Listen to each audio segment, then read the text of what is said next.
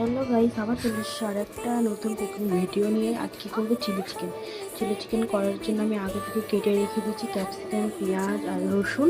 আর এখানে মাংসটাকে ধুয়ে নিয়েছি ভালো করে আর ম্যারিনেট করবো। ম্যারিনেট করলে একটু প্রথমে লবণ দিয়ে দেবো একটু করে। আর আমি একটু বাটা মশলা দিই, যেরকম হচ্ছে আদা বাটা, জিরা বাটা, ধনে বাটা, একটু মশলা দিই আর একটু রসুন আর পেঁয়াজ বাটা দিয়ে দিই। একটু মাখবো ভালো করে। আর এটাকে একটু কিছুক্ষণ ম্যারিনেট করে রেখে নেবো। এবার এটা হয়ে গেছে, এবারকে কর্নফ্লাওয়ারটা দিয়ে দেবো। হয়ে গেছে, ম্যারিনেট করে দিচ্ছি কর্নফ্লাওয়ার। কড়াইটাও গরম হয়ে গেছে, তেলটা দিয়ে দেবো। এটা গরম হয়ে গেছে, এক এক করে দিয়ে দেবো। সবটি ছেড়ে দেওয়া হয়েছে, উল্টে দেবো। উল্টে লাল হয়ে গেছে, আর একটু লাল হয়ে গেলে নামিয়ে এখানে ভাজা হয়ে গেছে পুরো। প্রথমে তেলটাতে রসুন দিয়ে দেবো, ক্যাপসিকামটা দিয়ে দেবো, গলার জন্য একটু একবারে একটু। এবার পেঁয়াজটা দিয়ে দেবো, টমেটোর সস আর সয়া সস দিয়ে লাল হয়ে গেছে। এবারে সসটা দিয়ে দেবো। এখানে একটু কর্নফ্লাওয়ারটা, একটু গ্রেভিটা ঘন হওয়ার জন্য কর্নফ্লাওয়ার জলটা দিই।